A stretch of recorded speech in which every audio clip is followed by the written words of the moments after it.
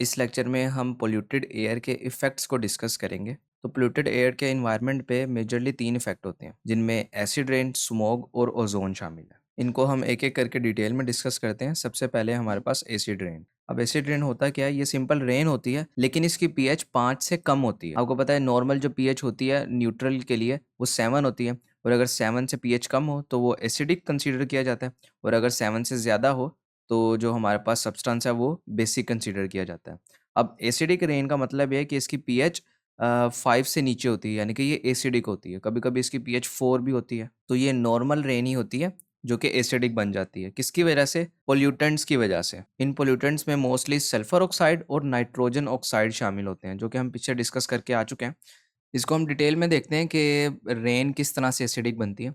तो first of all तो हम देख सकते हैं कि फैक्ट्रीज से जो स्मोक उठता है, और इसके अलावा जो हमारी व्हीकल से स्मोक उठता है, उसके अंदर सल्फर के ऑक्साइड्स होते हैं और नाइट्रोजन के ऑक्साइड्स होते हैं। अब ये जो सल्फर के ऑक्साइड्स और नाइट्रोजन के ऑक्साइड्स आसमान में जाते हैं, और आसमान में जो हमारे पास वाटर में क्लाउड्स में वाटर मौजूद होता है उसके साथ रिएक्ट करते हैं। अब रिएक्शन के बाद जब नाइट्रोजन ऑक्साइड वाटर के साथ रिएक्ट करता है तो ये नाइट्रिक एसिड बना देता है, और इसी तरह से जब सल्फर ऑक्साइड वाटर के साथ रिएक्ट करता है तो ये सल्फ्यूरिक एसिड बना देता है। और इसी तरह से बारिश का पानी जब ज़मीन पर गिरता है तो ज़मीन पे जो मिट्टी होती है, सॉइल, ये उसको भी एसिडिक बना देता है। और इसके अलावा जब ये पानी किसी लेक में या फिर रिवर में गिरता है तो उसके पानी को भी ये एसिडिक बना देता है। अब अगर ज़मीन की बात करें तो ज़मीन में जो हमारे पास इंपॉर्टेंट न्यूट्रिएंट्स होते हैं वो इस एसिड रेन के साथ ही बह जाते हैं, और इसके अलावा जो हार्मफुल मेटल्स होते हैं वो रह जाते हैं।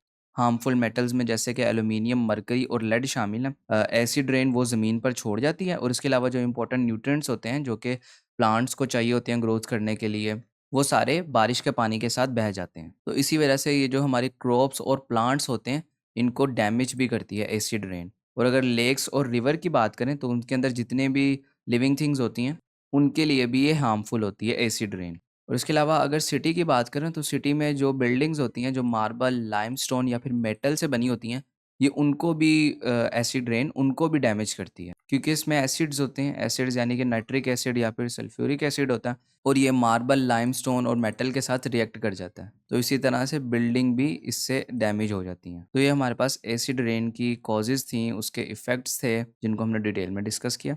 नेक्स्ट अब हम चलते हैं स्मोक की तरफ। अब स्मोक हमारे पास मिक्सचर होता है स्मोक और फॉग का, यानी कि ये धुएँ और धुंध का मिक्सचर होता है। और ये बनता किस तरह से है? अगर नेचुरल कॉज़ की बात करें तो वोल्केनिक इरप्शन की वजह से बनता है, या फिर अगर ह्यूमन कॉज़ की बात करें तो ये कोल, ऑयल वगैरह की चीज़ें जो है बर्न करने से बनता है, कंबशन से बनता है। जो हमारी फैक्ट्रीज़ में कंबशन होती है या फिर हमारी व्हीकल्स के अंदर कंबशन होती है, उसके रिज़ल्ट में जो हमारे पास स्मोक निकलता है, उसके अंदर पोल्यूटेंट्स होते हैं, उनकी वजह से हमारे पास ये स्मोक बनता है। अब यहाँ पर स्मोक की 2 टाइप्स हैं, एक रिड्यूसिंग स्मोक होता है और दूसरा ऑक्सीडाइजिंग स्मोक होता है। ऑक्सीडाइजिंग स्मोक को हम फोटोकेमिकल स्मोक भी कहते हैं। अब रिड्यूसिंग स्मोक क्या होता है? रिड्यूसिंग स्मोक के अंदर सल्फर डाइऑक्साइड की बहुत ज़्यादा अमाउंट होती है, जो कि कोल की बर्निंग से बनते हैं। और फोटोकेमिकल स्मोक सनलाइट और पोल्यूटेंट्स के रिएक्शन से बनती है, और इन पोल्यूटेंट में नाइट्रिक ऑक्साइड्स और हाइड्रोकार्बन शामिल होते हैं जो कि व्हीकल से निकलते हैं, और जब ये रिएक्ट करते हैं सनलाइट से तो हमारे पास स्मोक बनती है, और ये ऑक्सीडाइजिंग स्मोक होती है। और इसके साथ साथ ये ऑक्सीडाइजिंग स्मोक कुछ येलोइश ब्राउन कलर की होती है, क्योंकि इसमें नाइट्रोजन डाइऑक्साइड शामिल होता है, और ये इस गैस को येलोइश ब्राउन बना देता है। इसके बाद नेक्स्ट है हमारे पास ozone layer and its depletion. पहले हम देखते हैं कि ओजोन क्या होता है। ओजोन का मॉलिक्यूल्स हमारे पास ऑक्सीजन के 3 एटम्स मिलने से बनता है, और ये प्रेजेंट कहाँ पर होता है? हमारी अर्थ सरफेस से 15 टू 40 किलोमीटर्स अबव एटमॉस्फेयर के अंदर उसकी एक लेयर होती है स्ट्रेटोस्फेयर। ओजोन वहाँ पर प्रेजेंट होती है, और ये ओजोन की लेयर हमारी पूरी अर्थ को इस तरह से कवर करके रखती है ताकि सूरज से जो अल्ट्रा वायलेट रेडिएशंस निकलती हैं वो हार्मफुल रेडिएशंस ज़मीन तक ना पहुँच सकें, क्योंकि वो लिविंग थिंग्स के लिए हार्मफुल होती हैं, जैसे कि प्लांट्स हैं, इसके अलावा ह्यूमंस हैं, एनिमल्स हैं, उन सब के लिए हार्मफुल रेज़ होती हैं ये। तो ओज़ोन की ये लेयर सूरज की इस यूवी रेडिएशन से प्रोटेक्ट करती है। लेकिन 1980 में एक प्रॉब्लम को ऑब्ज़र्व किया गया। वो प्रॉब्लम ये थी कि ओ इस ओज़ोन लेयर के अंदर एक होल बनना शुरू हो गया था। होल से मुराद ये है कि वहाँ पर ओज़ोन के मॉलिक्यूल्स प्रेज़ेंट नहीं थे, यानी कि लेयर ब्रेक होना शुरू हो गई थी। और इसे 1980s में अंटार्कटिका के ऊपर ऑब्ज़र्व किया गया था। अब इस ओज़ोन होल की यहाँ पर वजह क्या थी, इस वजह को हम डिस्कस कर लेते हैं। तो वजह ये है कि स्प्रिज और स्प्रे से निकलने वाले क्लोरोफ्लोरोकार्बन्स इस ओज़ोन लेयर को डिस्ट्रॉय कर रहे हैं, जिसकी वजह से ये ओज़ोन होल बनना शुरू हो गया। अब यहाँ पर देखिए क्या फिनोमिना हो रहा है।